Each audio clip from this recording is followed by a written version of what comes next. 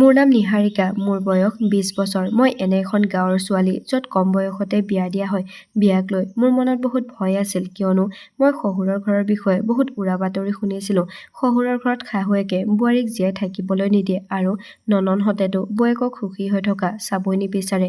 নিজৰ বৌয়েকক জীয়াই থাকিবলৈ অশান্তি কৰে।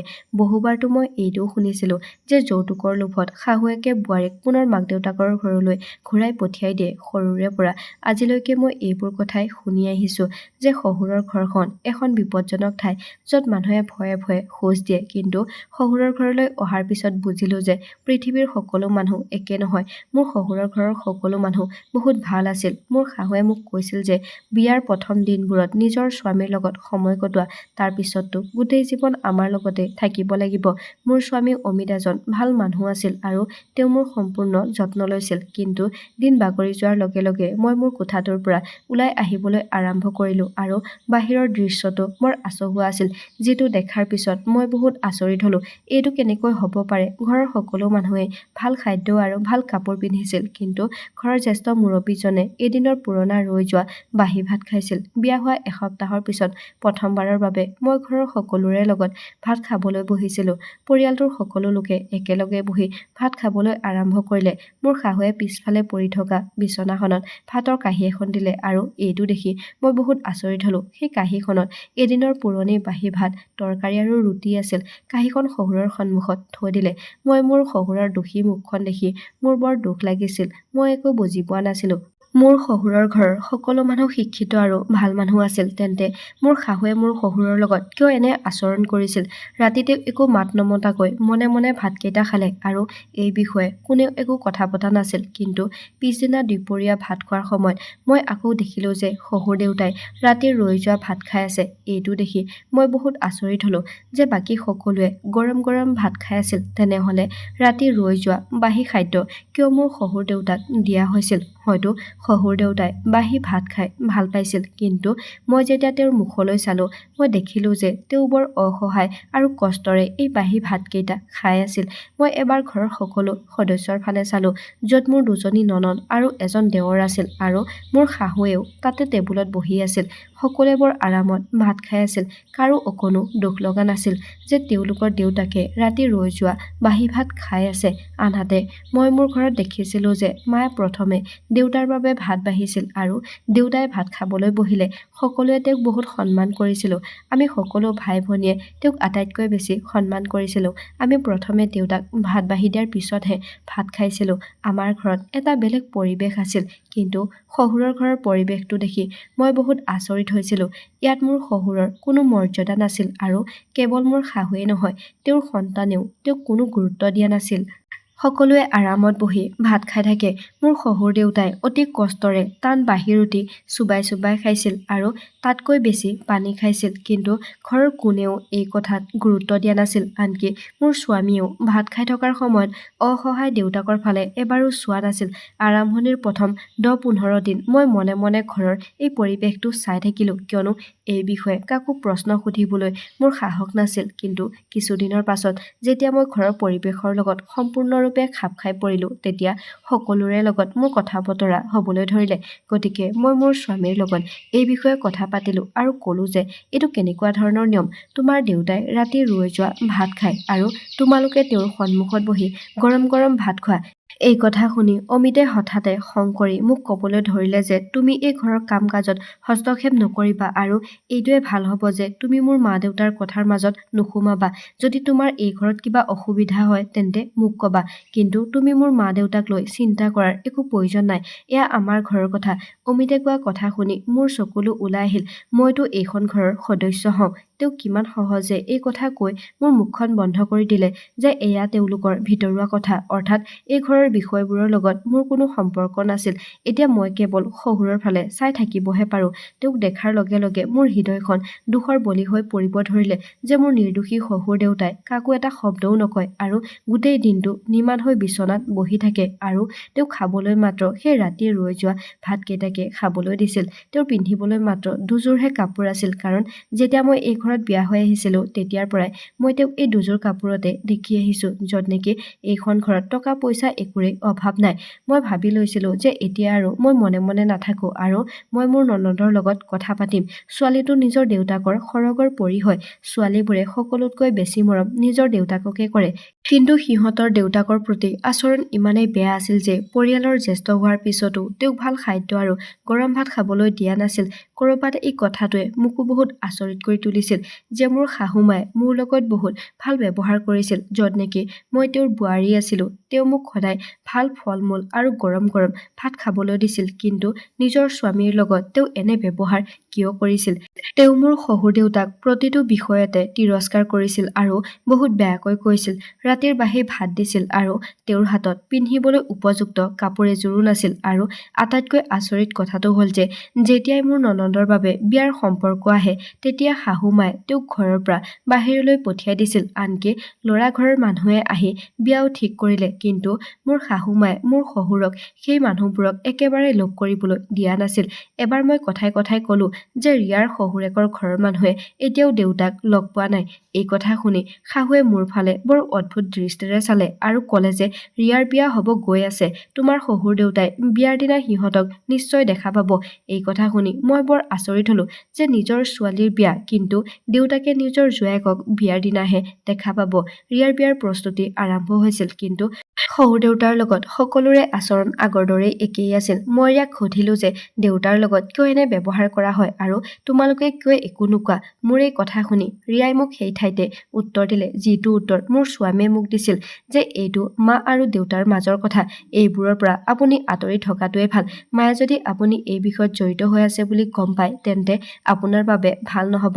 মায়ে যদি গম পায় যে আপুনি এই বিষয়ত সোমাইছে তেন্তে এইটো সম্ভৱ যে মায়ে আপোনাৰ লগতো বেয়া আচৰণ কৰিবলৈ ধৰিব। ৰিয়াৰ কথা শুনি মই মৌন হৈ পৰিলো। ৰিয়াই হয়তো ঠিকেই কৈছিল। মায়ে যদি মোক তেওঁৰ শত্ৰু বুলি ভাবি লয় তেতিয়া এইটো সম্ভৱ আছিল যে শাহুমায়ে মোকো শহুৰ দেউতাৰ দৰে আচৰণ কৰিবলৈ ধৰিব। শহুৰ দেউতাটো তেওঁৰ স্বামী আছিল, তথাপিও তেওঁক এইবোৰ শাস্তি দিছিল। মইতো তেওঁৰ বোৱাৰীহে, মোৰ লগত তেওঁ নিশ্চয় আৰু বেছি বেয়া আচৰণ কৰিব। দুপৰীয়াৰ ভাত খোৱাৰ পিছত মোৰ শাহুৱে হঠাৎ ৰিয়াৰ বাবে বিয়াৰ বজাৰ কৰিবলৈ গ'ল। তেওঁ এনেকৈ প্ৰতিদিনে বিয়াৰ বজাৰ কৰিবলৈ যাব ধৰিলে। এদিন দেখিলো যে ঘৰত কোনো নাই। সেই সুযোগ লৈ মই ৰাতিৰ ৰৈ যোৱা ভাত আৰু ৰুটি চাদত পেলাই দিলো, যাতে এই গোন্ধ ওলোৱা ভাত আৰু ৰুটি মোৰ শহুৰ দেউতাই খাব লগা নহয়। কিন্তু মই জনা নাছিলো যে এইটো মোৰ আটাইতকৈ ডাঙৰ ভুল হ'ব আৰু তাৰ শাস্তি মোৰ শহুৰ দেউতাই পাব। ৰাতিৰ ৰৈ যোৱা ভাত চাদত পেলাই দিয়াৰ পিছত মোৰ হৃদয়খন শান্ত হৈ পৰিল আৰু মই সকলো বাচন বৰ্তন ধুই পাকঘৰটো চাফা কৰিলো। শাহুমা বজাৰৰ পৰা অহাৰ আগতেই মই ৰাতিৰ আহাৰ প্ৰস্তুত কৰিছিলো। মই জানিছিলো যে আজি মোৰ শহুৰ দেউতাই সেয়া ভাত পাব, যি ভাত ঘৰৰ সকলোৰে বাবে ৰন্ধা হৈছে, কিয়নো এতিয়াতো ৰাতিৰ বাহি ভাত তৰকাৰী একোৱেই নাছিল। কিন্তু ৰাতি ভাত খোৱাৰ সময়ত মোৰ চকু দুটা আচৰিত হৈ ডাঙৰ হৈ পৰিল। যেতিয়া শাহুমাই শহুৰ দেউতাক সেই ভাত তৰকাৰী দিয়া দেখিলো তেতিয়া মই ভবা নাছিলো যে মোৰ শাহুমায়ে ইমান তললৈ নামিব পাৰিব বুলি। মোৰ শহুৰ দেউতাক এনে ব্যৱহাৰ কৰা দেখি মই তেওঁৰ সন্মুখত এগাল ভাতো গিলিব পৰা নাছিলো আৰু মই মনে মনে উঠি আহিলো। মোৰ স্বামীয়ে উপলব্ধি কৰিছিল যে মই ভাত খোৱা নাই, কিন্তু তেওঁ সকলোৰে সন্মুখত মনে মনে আছিল। আৰু যেতিয়া মই পাকঘৰৰ সকলো কাম শেষ কৰি আহিলো তেতিয়া তেওঁ মোক ওচৰলৈ মাতি সুধিলে যে তুমি কিয় ভাত খোৱা নাই? সেই সময়ত মোৰ স্বামীৰ ওপৰত বৰ খং উঠিছিল। তেওঁ কেনেকৈ দেউতাকৰ লগত এনেকুৱা অত্যাচাৰ হোৱাটো সহ্য কৰি আছে। হঠাৎ মোৰ চকুৰ পৰা চকুলো ওলাবলৈ ধৰিলে। মই মোৰ স্বামীক ক'লো যে মোৰ ল'ৰাটো যাতে আপোনাৰ দৰে নহওক, যাতে আপুনি এমুঠি ভাতৰ বাবে অত্যাচাৰ সহ্য কৰিব লগা হয়। মোৰ এই কথা শুনি মোৰ স্বামী স্তম্ভিত হৈ পৰিল। তেওঁ একো বুজি পোৱা নাছিল যে মই কি কৈ আছো। অমিতে মোক ক'লে যে তোমাৰ মগজুটো ঠিকে আছেনে? কেনেকুৱা কথা কৈ আছা তুমি? মোৰ সন্তানে মোৰ লগত কিয় এনেকুৱা অত্যাচাৰ কৰিব? মই অমিতৰ ফালে চাই কান্দি কান্দি ক'লো, যদি আপুনি আপোনাৰ দেউতাৰ লগত এনেকুৱা অত্যাচাৰ হোৱাটো সহ্য কৰিব পাৰে, তেওঁৰ লগত হোৱা অন্যায়বোৰ দেখি আপুনি চকু মুদি থাকিব পাৰে, তেন্তে আপোনাৰ সন্তানেও আপোনাৰ লগত একে কাম কিয় কৰিব নোৱাৰিব? এই কথা শুনি অমিতে মোক ক'লে যে তোমাৰ বাবে এইটোৱে ভাল হ'ব যে তুমি মনে মনে শুই থাকা। যেতিয়া তুমি কিবা এটা কথাৰ বিষয়ে ভালকৈ নাজানা তেতিয়া সেই কথাটোৰ বিষয়ে কথা পতাৰ একো প্ৰয়োজন নাই। অমিতে তাৰ কথা শেষ কৰি বিচনাত শুই পৰিল, কিন্তু মোৰ হৃদয়খন যেন জুইত জ্বলি আছিল। মই এই চিন্তাত ডুবি পৰিলো যে যদি ভগৱানে আমাৰ পৰা এই কথাটোৰ হিচাপ লয় তেন্তে আমি কি উত্তৰ দিম, আৰু মোৰ সন্তানেও যদি অমিতৰ লগত একে কাম কৰে তেন্তে অমিতে তেতিয়া কি কৰিব? কাৰণ আমি আমাৰ কৰ্মৰ ফল এই পৃথিৱীতে পাওঁ, আৰু আমি যি কৰিম ওলোটাই আমি সেইটোৱে ভুগিব লাগিব। গোটেই ৰাতিটো মোৰ টোপনি নাহিল। মই অকণো শান্তি পোৱা নাই তেতিয়াৰ পৰা যেতিয়া নেকি ৰাতি ভাত খোৱাৰ সময়ত শাহুমায়ে শহুৰ দেউতাক কেঁচা চব্জি আৰু শুকান আটা খাবলৈ দিছিল। এইবোৰ দেখি মোৰতো জীৱ ওলাই গৈছিল। লগতে তেওঁ মোৰ শহুৰ দেউতাক বহুত বেয়াকৈ কৈ আছিল। আনহাতে ঘৰৰ সকলোৱে আৰামত ভাত খাই আছিল। মই ঘৰৰ কামত ইমানেই ব্যস্ত হৈ পৰিলো যে ঘৰত একো হোৱাই নাই। শাহুমায়ে শহুৰ দেউতাক কৈ আছিল যে গৰম গৰম ভাত লাগে, সেইকাৰণে ৰাতিৰ বাহি ভাতখিনি জানি বুজি চাদত পেলাই দিলে। সেই সময়ত মোৰ শহুৰ দেউতা অসহায় আছিল। ৰাতিৰ বাহি ভাত তেওঁ নহয়, মইহে চাদত পেলাই দিছিলোঁ। কিন্তু সেই সময়ত মই এই সঁচা কথাটো শাহুমাক ক'বলৈ মোৰ সাহস হোৱা নাছিল। যেনে তেনে কৰি ৰাতিটো পাৰ কৰিলোঁ। ৰাতিপুৱা কোঠাটোৰ পৰা ওলাই অহাৰ লগে লগে মই দেখিলোঁ যে মোৰ সন্মুখৰ বাৰান্দাত শহুৰ দেউতাই সেই ভঙা বিচনাখনতে বহি পূজা কৰি আছিল। মই গৈ তেওঁৰ ওচৰতে বহিলোঁ। তেওঁৰ পূজা শেষ হোৱাৰ লগে লগে তেওঁ মোৰ ফালে চাই সুধিবলৈ ধৰিলে, কিবা কথা আছিল নেকি বোৱাৰী? আজি ইমান সোনকালে কেনেকৈ সাৰ পালা? এই কথা শুনি মোৰ চকুৰ পৰা আকৌ চকুলো ওলাবলৈ ধৰিলে, আৰু মই তেওঁক ক'লো যে ৰাতিৰ বাহি ভাত তৰকাৰী মইহে চাদত পেলাই দিছিলোঁ যাতে আপুনি সেই দুৰ্গন্ধময় ভাত খাব লগা নহয়। কিন্তু মই জনা নাছিলোঁ যে তাৰ বিনিময়ত আপুনি কেঁচা আটা খাবলগীয়া হ'ব বুলি। মই তেওঁৰ ওচৰত ক্ষমা বিচাৰিলোঁ যে মোৰ এইটো কামৰ বাবে আপুনি ভাত খাব নাপালে। শহুৰ দেউতাই ক'লে যে বোৱাৰী, তুমি ক্ষমা খোজাৰ একো প্ৰয়োজন নাই। তুমি মোৰ বাবে ভাল চিন্তাই কৰি আছিলা, কিন্তু এতিয়া মোৰ ভাগ্যত গোটেই জীৱন ৰাতিৰ বাহি ভাতেই লিখা আছে। আজি মই এই কথাটোত বহুত আচৰিত হৈছিলোঁ যে ইমান ঠাণ্ডাৰ দিনতো তেওঁ কিয় ৰাতি বাৰান্দাত শুই থাকে, য'ত নেকি শাহুমায়ে নিজৰ কোঠাত আৰামত শুই আছিল। মই বহুত সাহস গোটাই শহুৰ দেউতাক সুধিলোঁ যে দেউতা, এনেকুৱা কি কথা আছে যে আপোনাৰ সন্তানে আপোনাৰ দুখ কষ্ট অনুভৱ নকৰে আৰু মায়ে আপোনাক পৰৰ দৰে বেয়া ব্যৱহাৰ কৰে? ঘৰত সকলোৱে গৰম ভাত খায় আৰু আপুনি এদিনৰ ৰৈ যোৱা বাহি ভাত খাবলগীয়া হয়। শহুৰ দেউতাই মোৰ কথা শুনি লাহেকৈ হাঁহি এটা মাৰি ক'লে যে মই সুখী যে মোৰ বোৱাৰীয়ে মোৰ ইমান যত্ন লয়, কিন্তু তোমাৰ শাহুৱে মোৰ লগত বেয়া আচৰণ নকৰে। মোৰ ল'ৰা ছোৱালীও বেয়া নহয়, কিন্তু মই যি কৰিলোঁ তাৰ পৰিণাম ভোগ কৰি আছোঁ। মই আচৰিত হৈছিলোঁ যে এই সকলোবোৰৰ পিছতো তেওঁৰ পত্নী আৰু সন্তানৰ বিৰুদ্ধে কোনো অভিযোগ নাছিল। তেওঁৰ অৱস্থা দেখি মোৰ হৃদয়খন জ্বলি উঠিছিল। সেই সময়ত বহুত ঠাণ্ডা পৰিছিল আৰু ঘৰৰ মানুহ কোনো টোপনিৰ পৰা সাৰ পোৱা নাছিল। মই মোৰ গৰম শ্বলখন শহুৰ দেউতাৰ গাত মেৰিয়াই দিলোঁ। যেতিয়া তেওঁ লাহে লাহে মোক সকলো কথা ক'বলৈ ধৰিলে তেতিয়া মোৰ গাৰ নোম শিয়ৰি উঠিছিল। তেওঁ মোক কৈছিল যে যেতিয়া তেওঁ বিয়া কৰাইছিল তেতিয়া দুয়োজনৰ মাজত বয়সৰ বহুত ব্যৱধান আছিল। মোৰ শাহুমা 16 বছৰীয়া ছোৱালী আছিল। ইয়াৰ বিপৰীতে শহুৰ দেউতাৰ বয়স আছিল 32 বছৰ। তেওঁ কৈছিল যে তেওঁৰ মাকে জানি বুজি তেওঁৰ বিয়া 32 বছৰ বয়সত কৰাইছিল, কাৰণ তেওঁ ঘৰখনত অকলে উপাৰ্জন কৰা পুৰুষ আছিল।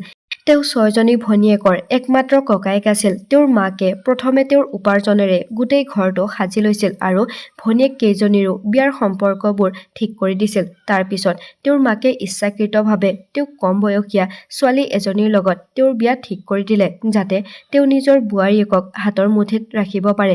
যেতিয়া মোৰ শাহুমায়ে বিয়া হৈ তেওঁৰ ঘৰলৈ আহিছিল তেতিয়া তেওঁ প্ৰথম দিনাৰ পৰাই তেওঁৰ মাকৰ চাকৰণী হৈ পৰিছিল। তেওঁৰ মাকে মোৰ শাহুমাক ভালকৈ ভাত খাবলৈও দিয়া নাছিল আৰু সকলো খোৱা বস্তু জীয়েকহঁতৰ ঘৰলৈ পঠিয়াই দিছিল, আৰু ৰাতিৰ ৰৈ যোৱা বাকী থকা ভাত মোৰ শাহুমাক খাবলৈ দিছিল। কিন্তু মোৰ শাহুমায়ে কেতিয়াও মুখৰ পৰা এটা শব্দও উচ্চাৰণ কৰা নাছিল, আৰু মোৰ শহুৰ দেউতাই এই সকলোবোৰ অত্যাচাৰ দেখাৰ পিছতো মাকক একো কোৱা নাছিল। মোৰ শাহুমাৰ বয়স 17 বছৰ আছিল যেতিয়া মোৰ স্বামী অমিতৰ জন্ম হৈছিল। পেট ভৰাই ভাত খাব নোপোৱাৰ বাবে মোৰ শাহুমাৰ অৱস্থা বৰ বেয়া হ'বলৈ ধৰিলে, কিন্তু তাৰ পিছতো ঘৰৰ সকলো দায়িত্ব তেওঁৰ মূৰত আছিল। শহুৰ দেউতাৰ মাকে তেওঁক বহুত হাৰাশাস্তি কৰিছিল। মোৰ শহুৰ দেউতাৰ এটা বহুত ভাল চৰকাৰী চাকৰি আছিল, কিন্তু তথাপিও তেওঁ নিজৰ পত্নীক ভালকৈ এসাঁজ ভাত খুৱাব পৰা নাছিল। আনহাতে তেওঁৰ ভনীয়েকহঁত ঘৰলৈ থাকিবলৈ আহিলে তেওঁৰ মাকে মোৰ শাহুমাৰ হতুৱাই বহুত ভাল ভাল ব্যঞ্জন প্ৰস্তুত কৰাইছিল। মোৰ শাহুমায়ে সকলো সময়তে পাকঘৰত কাম কৰিছিল।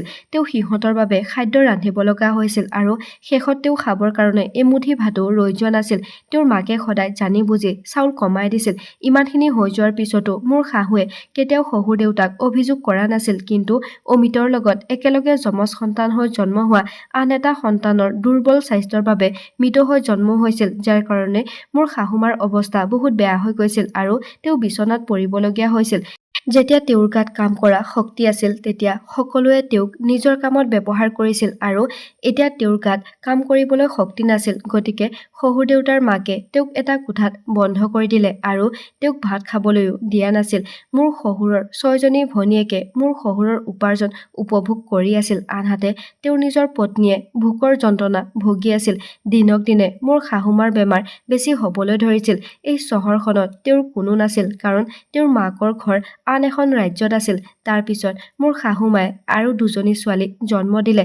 তাৰ পিছত তেওঁৰ অৱস্থা আগতকৈও বেয়া হ'বলৈ ধৰিলে। তাৰ পিছত এদিন মোৰ শহুৰ দেউতাৰ মাকে শাহুমাৰ ওপৰত মিছা অভিযোগ লগালে আৰু শহুৰ দেউতাক মোৰ শাহুমাক বিবাহ বিচ্ছেদ কৰিবলৈ বাধ্য কৰালে। তেওঁ মাকৰ আগত বাধ্য হৈ নিজৰ পত্নীক তালাক দিলে। শহুৰ দেউতাৰ মুখৰ পৰা এই কথা শুনি মোৰ গাৰ নোম শিয়ৰি উঠিল। তাৰ মানে মোৰ শহুৰ আৰু শাহুমা এতিয়া স্বামী স্ত্ৰী নহয়। এইবোৰ কথা মোৰ বাবে এটা ডাঙৰ ধুমুহাতকৈ কম নাছিল। শহুৰ দেউতাৰ কাৰণে তালাক দিয়াৰ পিছতো মোৰ শাহুমা এইখন ঘৰত থাকিবলৈ বাধ্য হৈছিল। আগতে তেওঁ চাকৰণীৰ দৰে জীৱন জীয়াই আছিল। তেওঁৰ মৰ্যাদা মাটিৰ সমানো নাছিল। তেওঁ জীৱনটো খুব বেয়া অৱস্থাত আৰম্ভ কৰিছিল আৰু তাৰ পিছত কেইবছৰমানৰ ভিতৰতে শহুৰ দেউতাৰ মাকো মৰি থাকিল। শহুৰ দেউতাই চাকৰিৰ পৰা অৱসৰ ল'লে আৰু ভনীয়েকহঁতেও নিজৰ সংসাৰত ব্যস্ত হৈ পৰিল, কাৰণ সিহঁতে জানিছিল যে এতিয়া আৰু দাদাৰ হাতত পইচা নাই, যাৰ ওপৰত সিহঁতে জীৱনটো উপভোগ কৰিব পাৰে। লাহে লাহে অমিত ডাঙৰ হৈ আহিল আৰু সি মাকৰ ওপৰত হোৱা সকলো অত্যাচাৰ নিজ চকুৰে দেখিছিল। মোৰ শহুৰ দেউতাই চাকৰিৰ পৰা অৱসৰ লোৱাৰ পিছত অমিতে কাম কৰিবলৈ আৰম্ভ কৰিছিল আৰু সৰু সৰু কাম কৰি সি পঢ়া-শুনাৰ লগতে ঘৰৰ খৰচবোৰো চম্ভালিবলৈ সক্ষম হৈছিল। লাহে লাহে অমিতৰ উপাৰ্জনেৰে শাহুমাৰ স্বাস্থ্য ভাল হ'বলৈ ধৰিলে আৰু এতিয়া মোৰ অৱস্থা অমিতৰ মাকৰ দৰে একেই হৈ পৰিল। অমিতৰ মাকৰ সময়বোৰ বহুত বেগেৰে সলনি হ'বলৈ ধৰিলে আৰু ঘৰৰ পৰিস্থিতি সম্পূৰ্ণৰূপে সলনি হৈ গ'ল। এতিয়া মই বাধ্যত পৰি অমিতৰ মাকৰ দয়াত জীয়াই আছো। এতিয়া মোক চাবলৈ মোৰ আপোন কোনো নাই। আমাৰ দুয়োজনৰে বিবাহ বিচ্ছেদ হৈ গ'ল, কিন্তু তথাপিও তেওঁ অমিতৰ বাবে এইখন ঘৰত থাকিবলৈ বাধ্য হৈছিল আৰু এতিয়া মই তাইক এইখন ঘৰৰ পৰা যাব দিব নোৱাৰো, কাৰণ যদি তাই মোক এৰি যায় তেন্তে এই ঘৰটোত মই অকলে কেনেকৈ থাকিম। মোৰ এতিয়া বহুত বয়স হৈছে।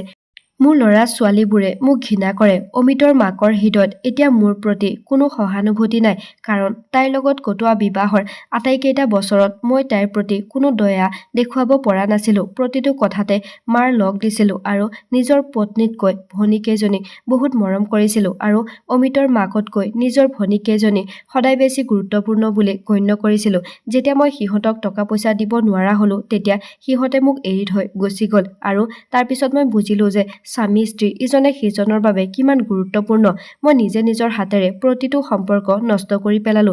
চকুৰ সন্মুখত সকলো ভুল ঘটি থকা দেখিছিলো, কিন্তু কেতিয়াও বাধা দিবলৈ চেষ্টা কৰা নাছিলো, যাৰ ফলত আজি মই বহুত কষ্ট পাইছো। ইয়াত অমিতৰ একো দুখ নাই। সি এমুঠি ভাতৰ বাবে বহুত কষ্ট কৰিবলগীয়া হৈছে আৰু আজি সিহঁতে মোক সেই একেটা কষ্টই দি আছে, যিটো কষ্ট সিহঁতে পাৰ কৰি আহিছে আৰু ময়ো এইটো ভাবিয়ে কষ্ট সহ্য কৰি আছো যে হয়তো মোৰ পাপৰ শাস্তি এই পৃথিৱীতেই শেষ হৈ যাওক। মই মোৰ পত্নীৰ লগত কেনেকৈ ইমান অত্যাচাৰ হোৱাটো সহ্য কৰি আছিলো। মোৰ শহুৰ দেউতাই তেওঁৰ গোটেই জীৱনটোৰ কথা কোৱাৰ পিছত নিমাত হৈ পৰিল, কিন্তু মোৰ চকুৰ পৰা অবিৰতভাৱে চকুলো বৈ আহিছিল। আজি মই বুজি পাইছিলো যে কিয় শাহুমায়ে মোৰ লগত ভাল আচৰণ কৰিছিল। তেওঁ যিমানখিনি কষ্ট সহ্য কৰিছিল সেইখিনিৰ পৰা মোক বহু দূৰত ৰাখিবলৈ বিচাৰিছিল। মোৰ নিজৰ ঘৰতকৈও বেছি শান্তি মোক শাহুমায়ে এইখন ঘৰত দিছিল। বেলিটো ওলাই অহাৰ লগে লগে সকলোৱে নিজৰ কোঠাৰ পৰা ওলাই আহিল। মই চকু পানী মচি পাকঘৰলৈ আহিলো। এটা নতুন দিনৰ আৰম্ভণি হৈছিল। সেই নতুন দিনটোত মোৰ শহুৰ দেউতাই কৰা কৰ্মক লৈ লজ্জিত আছিল। এতিয়া মই এইটো চেষ্টা কৰিব লাগিব যে আহিবলগীয়া দিনবোৰত মই তেওঁক শাহুমাৰ পৰা ক্ষমা মাফ কৰাই দিম। কাৰণ ভগৱানেও নিজৰ ভক্তৰ হাজাৰ হাজাৰ পাপ ক্ষমা কৰি দিয়ে। গতিকে আমি মানুহ হৈ মানুহে কৰা ভুলবোৰ কিয় ক্ষমা কৰিব নোৱাৰিম? মই বিচাৰিছিলোঁ যে মোৰ শাহুৱে শহুৰ দেউতাক ক্ষমা কৰি দিয়াটো। তেওঁলোকৰ মাজত আগৰ দৰে সম্পৰ্ক নাছিল, কিন্তু দুয়োৰে মাজত তেওঁলোকৰ সন্তান আছিল, যাৰ উন্নত ভৱিষ্যতৰ বাবে ঘৰৰ বয়োজ্যেষ্ঠসকলক সন্মান কৰাটো প্ৰয়োজনীয় আছিল। কিন্তু সকলোৱে এই কথা জানিও মনে মনে থকাটো মোৰ বাবে কঠিন আছিল। যৌৱনত পত্নীক সন্মান আৰু অধিকাৰ নিদিয়া স্বামীয়ে বৃদ্ধ বয়সত লাজৰ সন্মুখীন হ'বলগীয়া হোৱাটো এটা বাস্তৱ। মই কি ক'লো মই নিজেই গম পোৱা নাছিলোঁ। মোৰ কথাবোৰে মোৰ স্বামীৰ হৃদয় স্পৰ্শ কৰিলে আৰু তেওঁৰ হৃদয়খন কোমল হৈ গ'ল। আটাইতকৈ কঠিন কামটো আছিল শাহুমাক মান্তি কৰোৱা, য'ত মোৰ স্বামীয়ে মোক সম্পূৰ্ণৰূপে সমৰ্থন কৰিছিল আৰু দেউতাক সন্মান দিবলৈ সফল হৈছিল। আপুনি কি ভাবে যে মই মোৰ শহুৰ দেউতাৰ সত্যটো গম পাই তেওঁক দেউতাকৰ স্থান দিয়াই ভুল কৰিলোঁ নে শুদ্ধ কৰিলোঁ, নে তেওঁক সেই অৱস্থাতে অকলে এৰি দিব লাগিছিল? কাৰণ তেওঁৰ বাবে এজন নহয় বহু জীৱন মানসিক সমস্যাৰ বলি হৈছিল। আপোনাৰ মতামত তলত কমেণ্ট কৰি জনাবলৈ নাপাহৰিব। বন্ধুসকল, আশা কৰোঁ আমাৰ কাহিনীটো শুনি ভাল লাগিল বুলি। যদি ভিডিঅ'টো ভাল লাগিল তেন্তে চেনেলটোত যদি নতুন হয় তেন্তে চেনেলটো ছাবস্ক্ৰাইব কৰিবলৈ নাপাহৰিব।